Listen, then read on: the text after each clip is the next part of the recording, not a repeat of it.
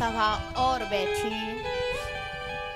अब इसमें सब एक दूसरे के मुंह की तरफ देख रहे हैं कि अब क्या करें, क्योंकि वशिष्ठ जी ने मना कर दिया, कौशल्या मैया की कुछ चली नहीं, जनक जी रो रो के परेशान हो गए, लेकिन एक जुगत न मन हैरानी। सब भरत की तरफ देख रहे हैं।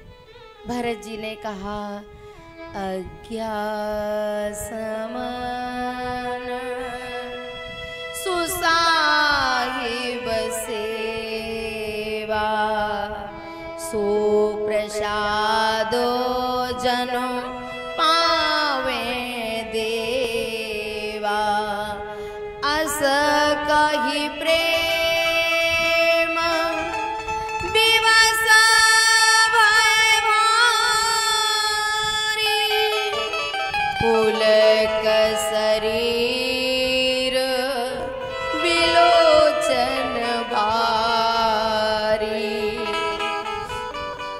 भगवान आज्ञा समन सुसाहिब सेवा, अब जो आप आज्ञा देंगे मैं मान लूंगा, सिरोधार्य कर लूंगा। अब आप बताओ मुझे क्या करना है।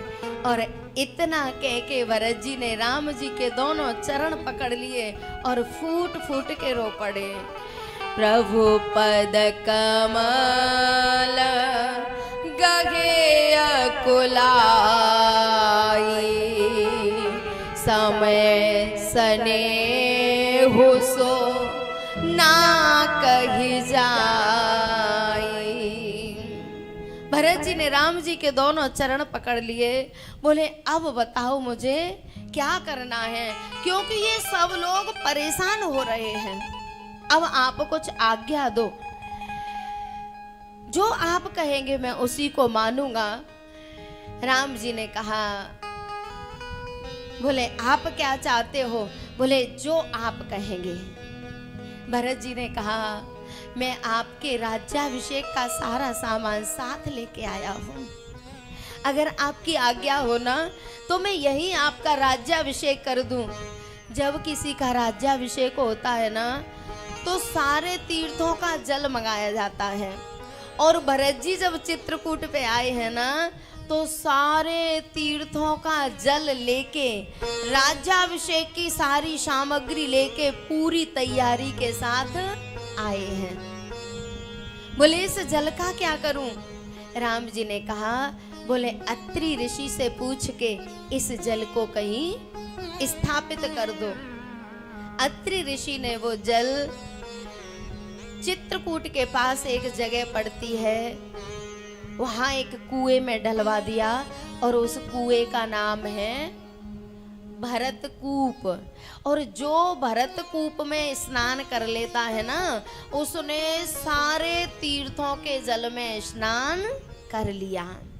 भरतकूप में डलवा दिया और भरत जी ने प्रार्थना की, सो अवलंब देव मोय देई, अवश्य पार पावो जे सेई। बोले मुझे ऐसी कोई निशानी दे दो जिससे मैं 14 वर्ष काट लूं। राम जी ने कहा, बोले हम दोनों का परम पुरुषार्थ ये है कि हम अपने पिता की आज्ञा का पालन करें।